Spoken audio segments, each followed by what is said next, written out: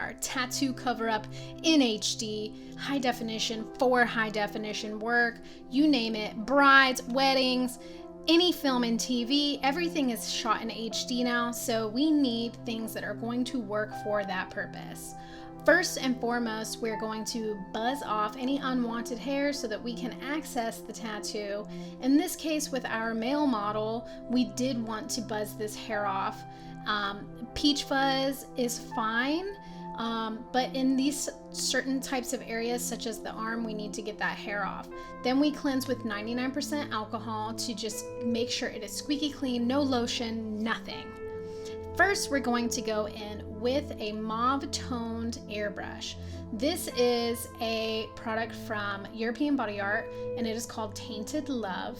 And what this will do is obviously create a block and lift the darkest colors up, such as our blacks, blues, greens, etc. But what this step is it's super crucial, it's super important. This is creating that artificial blood flow underneath the foundation that we're going to use to tattoo cover.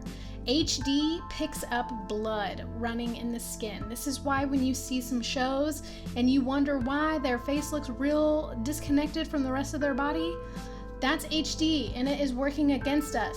So we're adding some artificial blood flow under here by using this mauve undertone and color correcting as well. So 2 in 1, but it's a really important step and I really hope you keep it in there with your tattoo cover prep. So keep that in there, it's really good to have.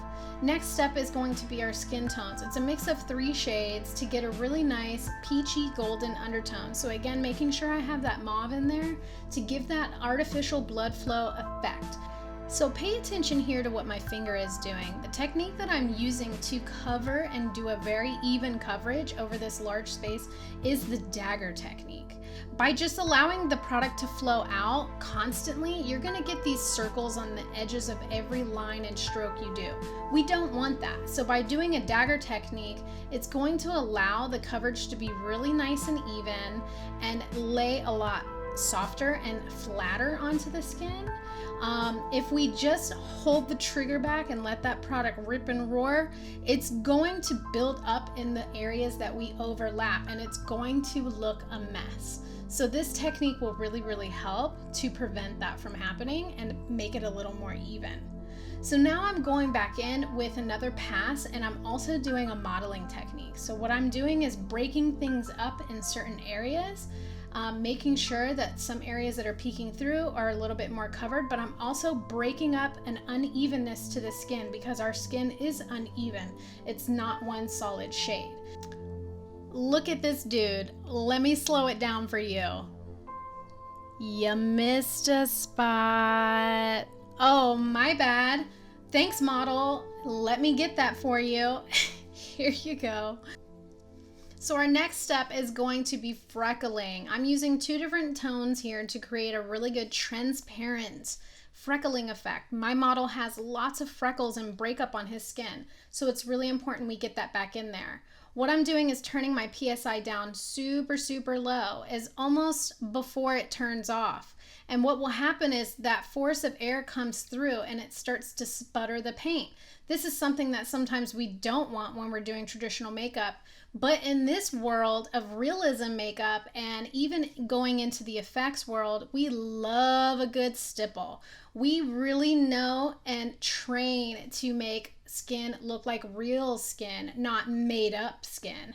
So as we go through and flick this, I'm literally not doing anything with my finger to create the flicking. It's all just being spit out of the gun. And then I just gently go through with my finger and press it in, and it just kind of soaks into the skin and goes transparent and allows for more natural breakup. So it's an amazing technique. Some clients might not need as much freckling as mine does in this scenario. So just obviously pay attention to their overall skin. Last step in our process is my favorite, is a face and body waterproof body makeup over the entire tattoo. It brings back that fresh, gorgeous skin look effect, and it also helps to take an extra layer of HD friendliness in there. And I'm using a pink undertone because, again, I know that HD is going to pull yellow. So more pink, more pink, more pink. Darker the skin, go more peach.